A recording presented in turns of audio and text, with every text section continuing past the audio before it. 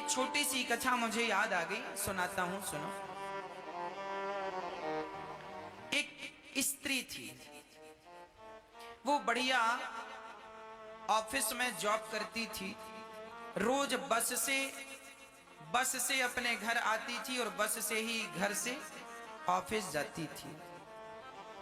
उसके पांव में जरा चोट थी, तो एक दिन अचानक पांव में चोट लग गई, तो वो लंगड़ाती हुई बस की तरफ, ऑफिस तो जाना था, तो वो लंगड़ाती हुई बस स्टैंड तक पहुंची और लंगड़ाती लंगड़ाती वो बस में चढ़ी।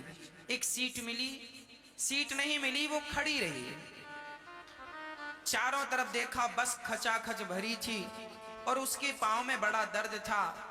उसकी इच्छा थी कि कोई मुझे अपनी सीट देता तो अच्छा होता। तभी उसके बाजू में एक महिला मजदूरन, वो माँ मजदूरी करती थी, गारा मिट्टी मजदूरी, वो खड़ी हो गई। वो भी काम पे जा रही थी। वो खड़ी हो गई और कहा, बहन आपके पांव में दर्द है, आप बैठ जाओ। उसने अपनी सीट दे दी और वो खड़ी हो गई। थोड़ी देर बाद आगे स्टॉप आया तो कुछ यात्री उतर गए, तो बाजू की सीट खाली हुई। तो वो महिला बोली, बहन आओ, आप बैठ जाओ। जिसने सीट दी थी उसके लिए उसने कहा, आओ बैठ जाओ।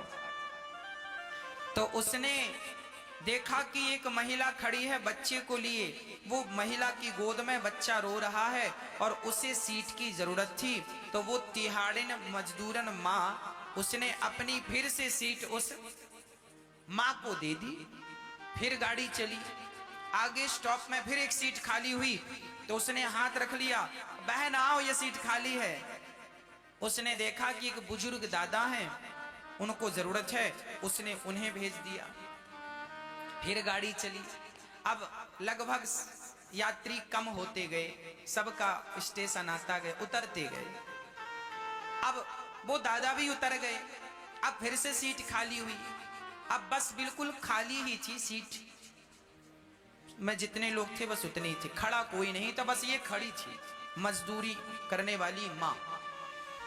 उस बहन ने बुलाया, बहन सीट खाली है, आओ बैठ जाओ। अब जब देखा उसने कि कोई नहीं है, तब वो जाके बैठ गई। तो उस महिला ने, जिसके पांव में चोट थी, जिसको पहली बार इसने सीट दी, उसने पूछा, बहन ये बताओ तुम रोज इसी रास्ते से जाती हो? हाँ। उसने कहा, मजदूरी करने वाली माँ बोली, हाँ मैं रोज इसी रास्ते से जाती हूँ, इसी बस से जाती हूँ। तो आप ये ऐसा क्यों जाती हो? हाँ। उसने कहा, मजदूरी करने वाली माँ बोली, हाँ मैं रोज इसी रास्ते से जाती हूँ, इसी बस से जाती हूँ। तो आप ये ऐसा क्यों करती हो अपनी सीट?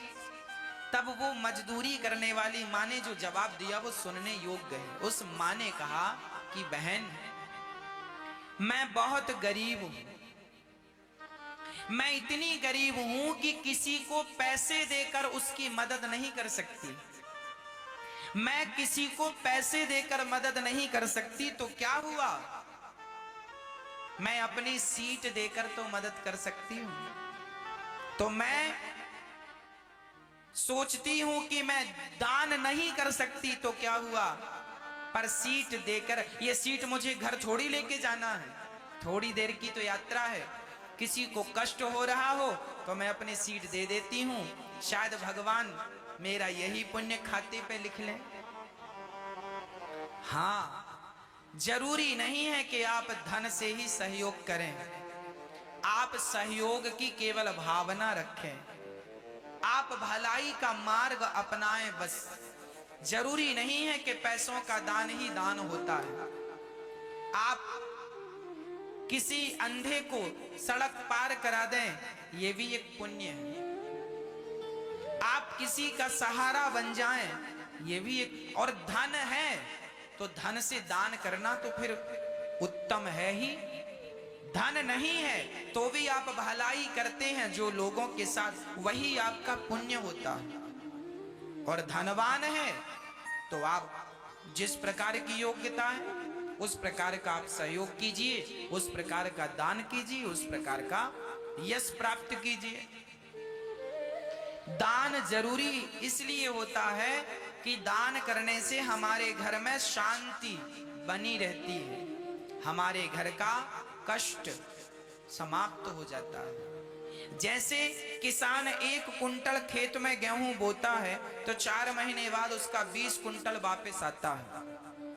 उसी प्रकार मिट्टी जब 20 गुना करके लौटाती है तो सोचो बिहारी जी विधाता कितने गुना करके लौटाएंगे। इसलिए ये दास अनिरुद्ध रोज सवेरे 8 बजे जब बहुत सारे युवा सोते रहते हैं, उस समय ये दास अनिरुद्ध हजारों लोगों को भोजन देना शुरू कर देता है। हमारा नियम है सुबह 8 बजते ही अन्न क्षेत्र चालू हो जाता है और हजारों साधु संतों की सेवा चालू हो जाती है।